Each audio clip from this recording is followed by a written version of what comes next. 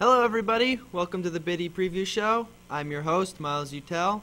Last Sunday was Week 7 in the Bedford Biddy League, and we're looking for an exciting day today with some special guests, some great interviews, some interesting highlights, and so let's get started. The 8 a.m. game at BHS this week was between the UNLV Running Rebels and the Arkansas Tech Wonder Boys. It was a very one-sided game, and let's take a look at some of the clips. We start off here with Nathan Larrabee making a nice three from the top of the circle. Then UNLV presses the ball, but Arkansas Tech does a nice job of passing out of it with an easy layup for two. Off the Arkansas miss, Nate Larrabee takes it down on the fast break with a great pass and finishes for two. You got Eric Martell spinning through the defense, finding Matt Cody in the corner for three, and so wish. Here we got Nate Larrabee taking it to the hole, banking it hard off the glass. We got Matt Cody, loves that spot from the corner, making another three. A play designed out of bounds for Arkansas Tech. Nate Larrabee lets Jake take the long three, but Jake will swish it every time. Off the fast break, Simpson finds Larrabee for an easy two. And then you got a nice drive by Arkansas Tech Bennett Doherty, who finds Nutter outside for three, and he swishes it. Later in the game, you got a great play by Matt Cody behind the back to find Bennett Doherty. That was my play of the game right there. Off the inbound, you got Martell into Bennett, who lays it in for two. Taylor Grande fast ahead to Larrabee, who does a nice reverse for two. And then off the miss from Larrabee, you got Guerin put on the putback for two. And then here are Steve Troy's 2 points of the game on the miss. Puts it back in. Taylor Grande, offensive rebound, is going to spot up for three and swish it right there. Jake Nutter off the pick and roll. Three. Swish. Those were his 9 points. Mark Hosang going for the alley-oop, but it goes to nobody. That's unfortunate. Too bad. Nate Larrabee here, shielding the defender, splits the D, banks it, and one. Then Mark Hosang on the fast break, right at the end of the game. He's going to chuck it off the backboard to himself, puts it back up, gets it, puts it back up, and two. And that's the way the game ends. Final score, UNLV 56, Wonder Boys 36. Nutter Martell with 9, Bennett with 8, Matt Cody with 6. Larrabee led the Rebels with 25, and Grande with 9. Ladies and gentlemen, this week was Jake Nutter's last week. In Biddy, Lucas Olin will be replacing him next week on the Arkansas Tech Wonder Boys. We wish Jake the best in his trips down in Florida. The 8 a.m. game at Lurgio this Sunday was between the Miami Hurricanes and the Hawaii Rainbow Warriors. It was a battle of Matt Hutter versus Tom Hutter and looked to be an interesting matchup, but it ended up being a one-sided slaughter. Let's take a look. Let me start out by saying that this game was all Joey Marr. He dominated, and waiving the rule was a big mistake by Hawaii if they had wanted a victory in this game. Let's take a look. This is the warm-up. It was a very interesting warm-up at 8 a.m. for the entire team. I was talking to Joey about his thoughts for the game. Gardner's waving hello. Now, Hawaii came in with an interesting battle strategy of a little quote sheet about how they were overrated and how they aren't good, and they're saying that they must make every team their bitches because they're that good. So that was their motivated this week, but it didn't exactly work out. We'll start off with about 10 seconds into the game, Joey Marr down low, and that's way too easy. We got a little embarrassing moments for Matt Hutter here. Let's take a look. Drives to the hoop, tries to draw the foul on Joey, and scoops it under the over the backboard. It was a bit ugly. Let's see what he does on this play. Drives to the hoop, gets stuffed by Joey, comes back around, and just gets stuffed again. That was a case all day for everyone. But Joey wasn't just doing it on defense, he was doing it on offense. Drive to the hoop, that's just way too easy. You can't stop that. Gardner goes off the backboard. He got a great offensive rebound by Danny Pascal with the putback. Took a shot, very impressed. Little pick and roll for Danny and Joey. Joey swishes it. They were dominating early. Danny behind the back to Joey on the fast break for the easy lay-in, which was really sweet. But Hawaii stayed in there. Nice little play by Skilton, nailing the three. But Joey's defense was just too much with the block right there, and it was just ugly. Let's see what Joey does here. Rises for three. Splash. You just can't stop that. 19-4 at that point. Steve drives to the hoop. Joey basically catches the ball and then a fast break. 21-4 after the first. It was ugly. Feed him inside. You just can't stop him in Biddy. It's just impossible. He just dominates all day. Oh, look. Danny Pascal to Joey inside. Another two. It's an easy formula right there. 28-7 at the end of the first half.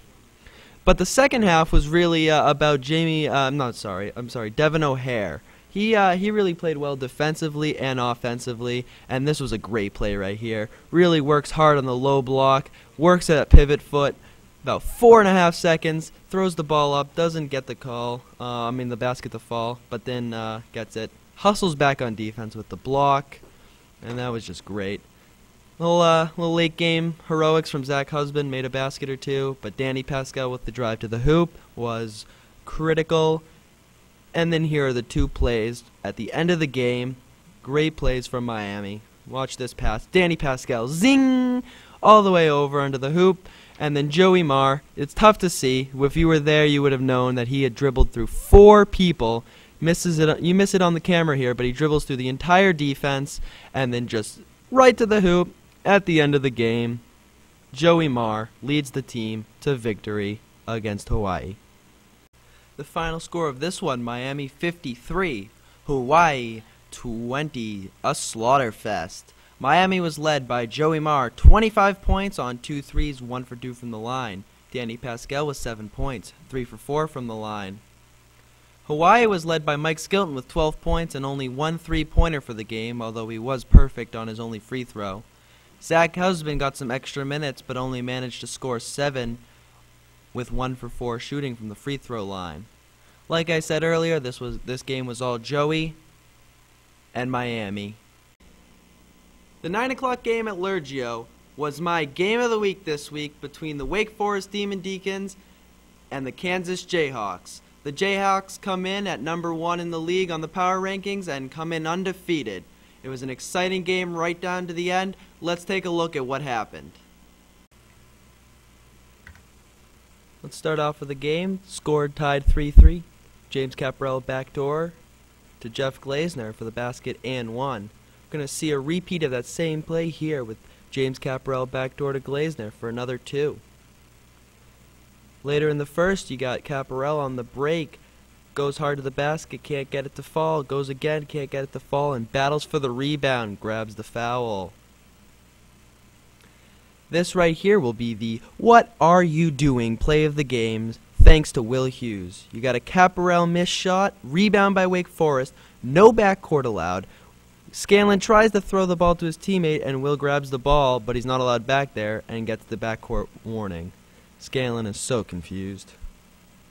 Final score at the end of the first, 8-3, Kansas with the lead. In the second, it's time for the Corey Joback show. Grabs a defensive rebound off the Clark miss from 3. Then they feed the big man down low, battles his way for the easy 2. He was a main man here. They decided to feed him again. Feed the man, grab the ball down low, drew the foul, made both his free throws. End of the first, this was the story for Kansas. Tough luck. Clark to the basket, drew the offensive foul. Very interesting play here in the third quarter from Wake Forest. Rooney goes for the pass, hits the bottom of the rim, Stone picks up the ball and throws it in for 2.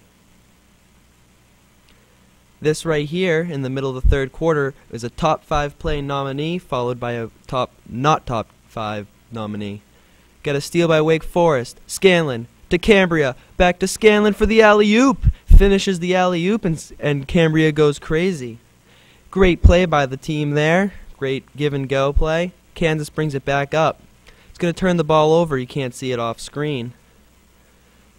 Wake Forest on the break. Scanlon to Cambria again, but Cambria chucks it off the top of the backboard and misses. So that was pretty ugly. And then this again is the Kansas story of why they lost. Will Hughes just can't finish, gets called for the travel in the key, can't finish, and is just frustrated. But Kansas does make a comeback here with a nice drive by Will Hughes to the hoop. And then you're going to see Brandon Clark drain a nice three here, left undefended. Big comeback time.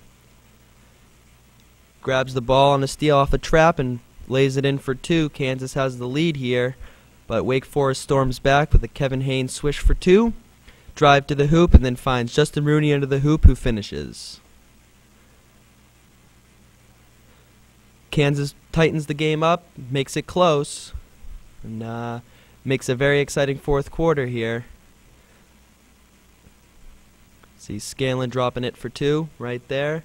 So let's see how they set up for the fourth quarter with Kansas down by 2. We're going to play the entire final half of this game.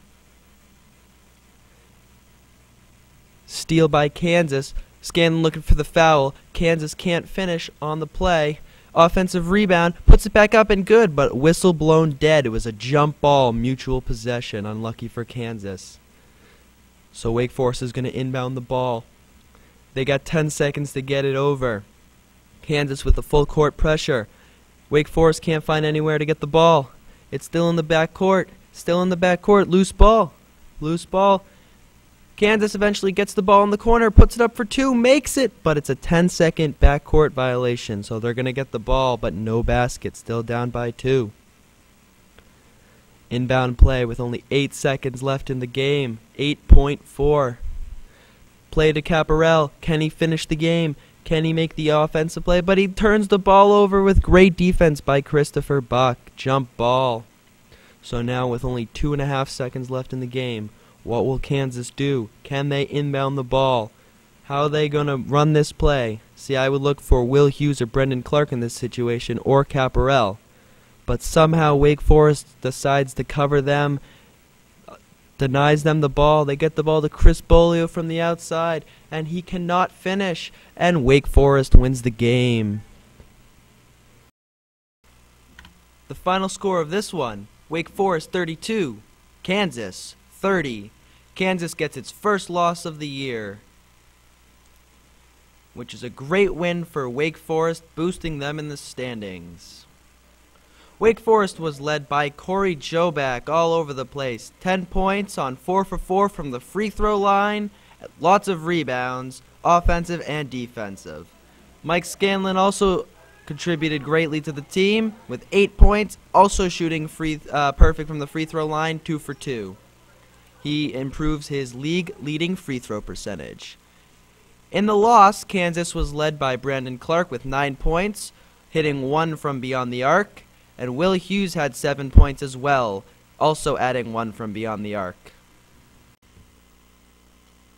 Due to the length of this video, I will be putting it on YouTube in parts, so this is the end of part 1 of Week 7 review show with Miles Utel. Stay tuned for part 2 coming soon. Thank you for joining us.